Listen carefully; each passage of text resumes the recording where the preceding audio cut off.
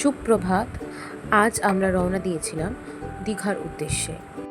এসবিএসটিসির bus stand থেকে দীঘার বাসের টিকিট কেটে আমরা বেরিয়ে পড়েছিলাম দীঘার জন্য। এসি বাসের টিকিটের ভাড়া ছিল 350 টাকা ডানলপ থেকে দীঘা পর্যন্ত, যদিও বাসটি আসছিল কল্যাণী থেকে।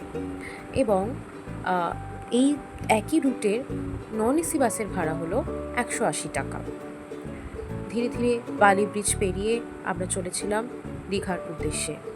মাঝে কোলাঘাটের কাছে একবার বাস থেমেছিল বিরতি দেওয়ার জন্য এবং প্যাসেঞ্জারদের সকালের ব্রেকফাস্টের উদ্দেশ্যে। সেই ক্লিপ যদিও আমার নেওয়া হয়নি, কিন্তু 20 টাকা প্লেটের 4 প্লেট লুচি আর ঘুগনি খেয়ে সকাল 6:10 বাস ধরার পর 10:15টার মধ্যেই আমরা পৌঁছে গিয়েছিলাম দীঘার। ওল্ড দীঘা বাস স্ট্যান্ডে বাস আমাদের নামিয়ে দেয়।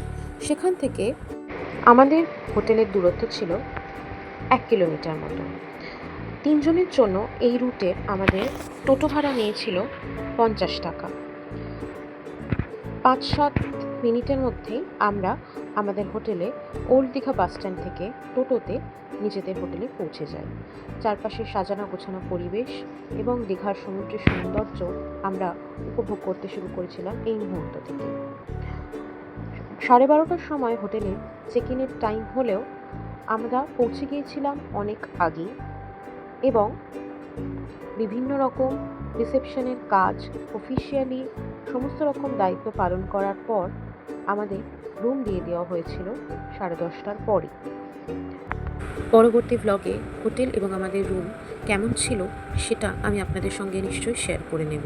এই সমস্ত সকল ভিডিওর আপডেট পেতে চ্যানেলটি সাবস্ক্রাইব করে রাখবেন। ধন্যবাদ।